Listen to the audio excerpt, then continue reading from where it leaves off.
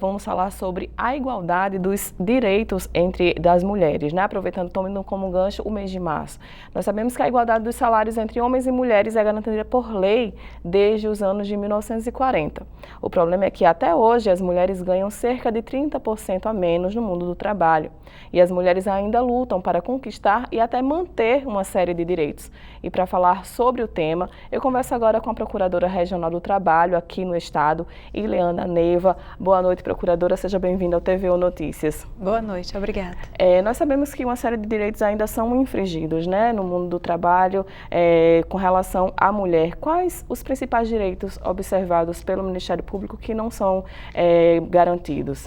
Nós recebemos muitas denúncias relativas a não respeitar o estado gestacional da trabalhadora, não é? Assédio moral em virtude da mulher haver engravidado, a incompreensão quanto à necessidade que a mulher tem de pausas e o direito que ela tem assegurado de pausas durante o trabalho para amamentar os filhos, né? A ausência do direito à creche. Né? Então, vemos que é preciso conversar com empresários, com organizações, para que entendam que a continuidade de todo o país, de todo o povo, está na qualidade gestacional, não é? Porque durante o pré-natal, a mulher, tendo o devido acompanhamento, ela vai gerar filhos sãos. Né? E dessa forma não teremos na sociedade aquela dificuldade depois de inserção de uma pessoa com deficiência, o sofrimento às vezes de uma pessoa com deficiência. A pessoa com deficiência ela é muito capaz, é claro que ela é muito capaz e nós trabalhamos com essa inclusão diariamente, mas muitas vezes por um mau acompanhamento no pré-natal as pessoas vêm a ter problemas de saúde não desejados. Então o momento do pré-natal é um momento que deve haver uma compreensão da empresa em relação aos afastamentos da trabalhadora para realizar esses exames de pré-natal. E não é o que vemos. Às vezes há descontos, às vezes há piadinhas, né? Um certo assédio. Primeira, segunda, terceira gravidez, você só sabe engravidar. Então, a gente recebe denúncias, notícias de fato com esse grau assim, de agressividade em relação ao estado que deveria ser preservado por toda a sociedade, que é o estado gravídico das mulheres. E muitas vezes também nós verificamos despedidas após o retorno da licença maternidade. Também são recorrentes as denúncias de que mulheres, quando retornam da licença maternidade, passado aquele período de estabilidade, vêm a ser despedidas. Então é por isso que nesse mês de março é muito importante nós falarmos disso, desses problemas e concitarmos as empresas, as pessoas a refletirem como é importante para o desenvolvimento de um povo que haja o respeito à maternidade e a mulher nessa condição, ela não perde a condição de capaz para o trabalho, ela continuará sendo uma pessoa produtiva e se há uma pequena parada em prol, vamos dizer assim, do desenvolvimento de toda a sociedade, não é? De nós continuarmos tendo novas gerações saudáveis, é preciso que haja essa compreensão das empresas, das organizações. Procuradora, agora há algumas práticas que são consideradas ilícitas, nesse momento também, até de entrevista, né, das mulheres. Quais são algumas práticas dessas?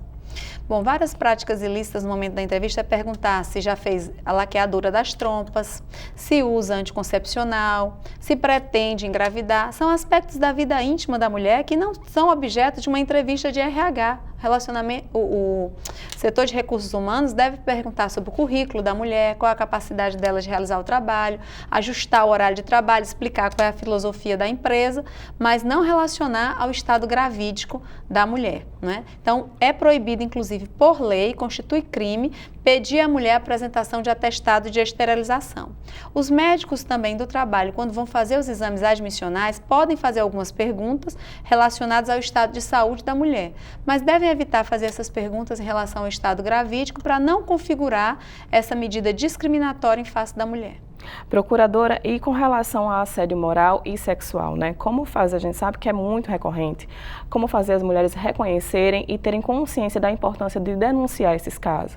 Os casos de assédio moral e de assédio sexual normalmente ocorrem sem ser na presença de outras pessoas, principalmente o caso do assédio sexual. Então, a pessoa que está sofrendo o assédio moral ou sexual, ela já deve procurar saber se no grupo outras pessoas estão na mesma situação, procurar criar uma solidariedade no grupo, se inteirar se a organização sabe, se a sua organização tem um setor de ouvidoria, um setor de reclamações, registrar, né? É muito importante que as empresas tenham setores em que os trabalhadores possam registrar as práticas de assédio moral, garantindo o sigilo, para que a organização investigue se aquele determinado supervisor ou gerente tem um comportamento assediador.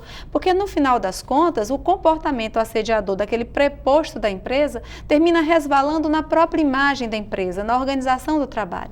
Então as empresas devem deixar bem claro desde sempre, desde o início do contrato de trabalho, que não admitem práticas de assédio sexual e assédio moral. Muitas empresas têm cartilhas, inclusive, que são entregues, que há assinatura dos trabalhadores para que todos tenham ciência de que aquela organização não aceita assédio moral e sexual. Procuradora, nosso tempo está se esgotando, bem rapidinho, só para a gente encerrar, porque é importante falar sobre isso. É um evento voltado para a inclusão que o Ministério Público do Trabalho vai realizar na próxima semana.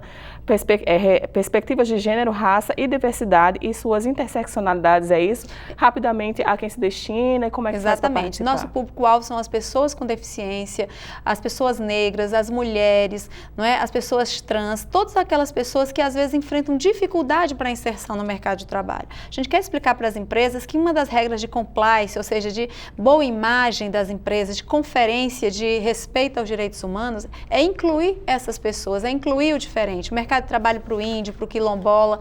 Então, a inclusão faz bem às empresas, inclusive porque a diversidade nas empresas incentiva a criatividade e a produtividade. Tá ótimo. Então é dia 10 de março, lá na sede do Ministério Público do Trabalho, não é isso? Na Rua Poti Nóbrega, 1941. Não precisa fazer inscrição. Não precisa fazer inscrição e quem comparecer e solicitar poderá ter certificado, né, para instruir o seu currículo, principalmente quem é de RH das empresas, mostrar que está realmente um expert em inclusão e diversidade. Tá ótimo. Eu agradeço muito a sua presença aqui, a procuradora Ileana Neiva, e boa noite para a senhora e aguardamos uma próxima oportunidade. Eu que agradeço. Boa noite. Tchau, boa noite.